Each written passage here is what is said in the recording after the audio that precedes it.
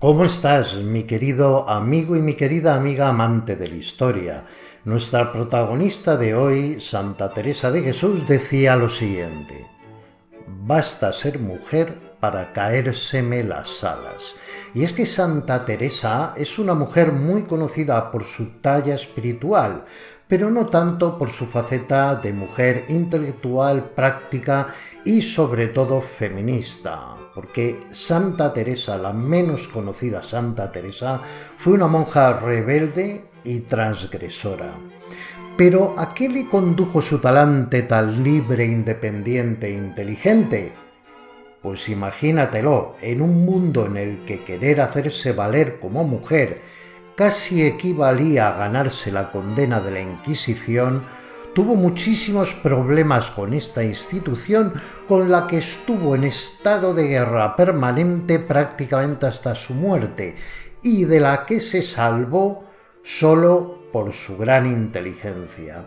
En este vídeo hoy voy a contarte las batallas que tuvo Santa Teresa de Jesús con la Inquisición, cómo supo capearlas y por qué, sin duda, es la primera feminista de la Europa católica, sobre todo en una iglesia y una sociedad en la que se veía con muy malos ojos que una mujer quisiera ilustrarse. Tened en cuenta que entonces a la mujer se la juzgaba como demasiado superficial como para poder realizar un trabajo intelectual solvente. Así que imagínate lo bien que sentaba que una monja escribiese libros, y en ocasiones libros tan profundos que dudo mucho que la mayoría de los necios curas de la época tuvieran la capacidad de comprenderlos. En uno de sus escritos, Teresa Ahumada, más conocida como Santa Teresa de Jesús, decía lo siguiente: los jueces de este mundo, todos varones, no hay virtud de mujer que no tengan por sospechosa. Como no podía ser de otra forma, esta afirmación fue censurada y suprimida por un fraile porque hacía apología de las mujeres. Teresa era consciente del que el más insignificante desliz en uno de sus escritos la podía llevar de cabeza a las mazmorras de la Inquisición, que por cierto ya visitó en Sevilla, o incluso la podía conducir a la hoguera. De forma que en ocasiones dio sus escritos a leer para someterlos a la sabiduría de hombres más doctos que ella, que tan solo era una humilde mujer. Una inteligente estrategia para eludir cualquier posterior crítica o ataque del Santo Oficio. Pero como te iba contando, en el siglo XVI, en la España de Felipe II, la Iglesia ultracatólica, machista y patriarcal era la máxima institución, y esto puso en peligro a Santa Teresa en muy diversas ocasiones, pues tuvo la lupa de la Inquisición encima de su cabeza vigilando sus movimientos. El doctor en teología Maximiliano Herraiz ha definido a Santa Teresa como la mujer que hacía ruido antes de pasar. Fíjate qué definición tan buena y tan precisa. Pues a pesar de su prudencia, era una mujer que dejaba las cosas bien claras, aunque muchas de ellas desafortunadamente no llegasen a calar con la fuerza necesaria, dadas las características de la sociedad de la época. La lucha de Santa Teresa no hacía ninguna gracia a las autoridades religiosas, como comprenderás. Primero, porque perseguía un ideal de justicia y verdad. Segundo, por defender la formación intelectual de las monjas y el cultivo de la lectura. Al respecto, ella decía: lee y conducirás. No leas y serás conducido. Como entenderás, esto chocaba de lleno con los intereses de unos eclesiásticos que preferían tener monjas ignorantes y dependientes de ellos. Sin embargo, Santa Teresa culpaba a los hombres de llevar a la ruina los monasterios. ¿Sabías que las monjas en aquel entonces tenían prohibida la lectura y también rezar? Pues según decían los eclesiásticos de la época, la mujer no podía comprender la oración y no estaba preparada para ella. Los intentos de Santa Teresa para cambiar esto le hicieron chocar de lleno con la Inquisición, una institución a la que la justicia y la verdad le importaba un pimiento, pues su principal interés era el poder político absoluto, que es la razón de ser por la que ejercían su reinado del terror.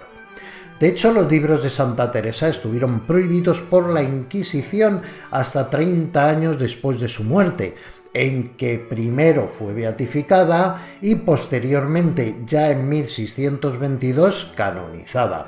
Así que al convertirse en unos santos a ojos de la Iglesia, sus libros empezaron a darse de conocer, no podían seguir escondidos.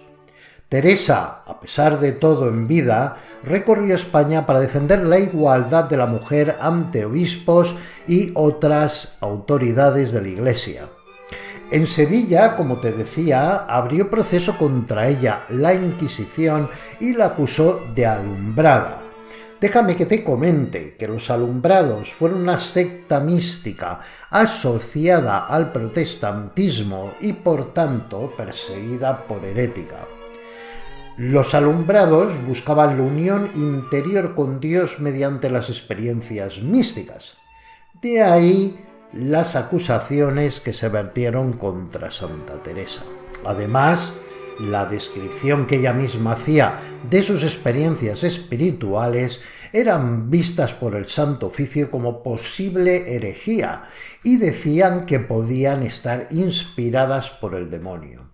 Sin embargo, no llegaron a condenarla, por un lado por su prudencia e inteligencia, y también posiblemente porque tenía defensores de gran prestigio. Tal vez la gran losa de Santa Teresa en sus guerras con la Inquisición proviene del enfrentamiento que tuvo con la princesa de Éboli, Ana Mendoza, ya que ésta, además de tener muy mal carácter, quería tener el control total de las actividades del monasterio y hasta participar en el diseño y distribución del mismo, a lo cual las monjas se oponían. Esta batalla con la princesa acabó con que una noche, mientras la princesa de Éboli dormía, las monjas huyeron en desbandada y cuando la Éboli se despertó, se encontró con un monasterio vacío y silencioso.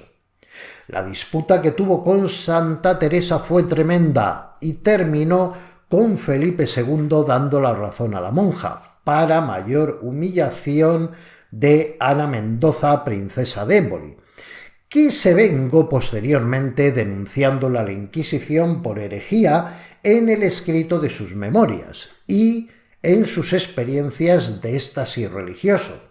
Y también la acusó de que sus prácticas en los monasterios de las Carmelitas Descalzas eran totalmente inadecuadas.